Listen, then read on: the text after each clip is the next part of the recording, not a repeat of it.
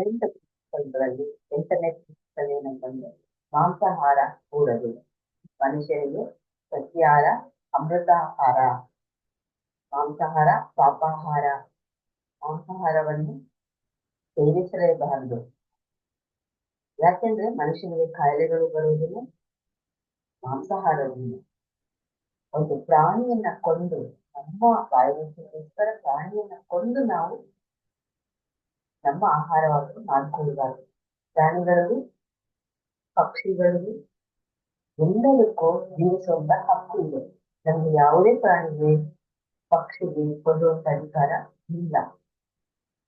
ಹಾಗಾಗಿ ಮಾನವನ ಸರಿಯಾದ ಆಹಾರ ಅಂದ್ರೆ ಸಸ್ಯಾಹಾರ.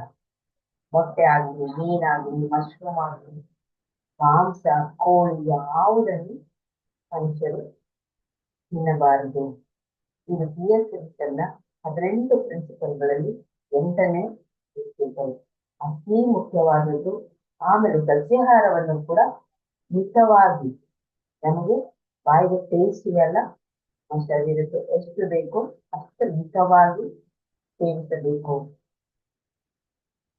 8ನೇ ಅತಿ ಮುಖ್ಯವಾದ ಪ್ರಿನ್ಸಿಪಲ್ BSS ಯಾವುದು ಅಂತ ಹೇಳಿದ್ರೆ ಮಾಂಸಾಹಾರ ಕೂಡದು, ಸಸ್ಯಾಹಾರ ಮಾನವಾಹಾರ, ಮಿತವಾದ ಸಸ್ಯಾಹಾರ ಮಾನವನಿಗೆ ಅತಿ ಮುಖ್ಯವಾದದ್ದು.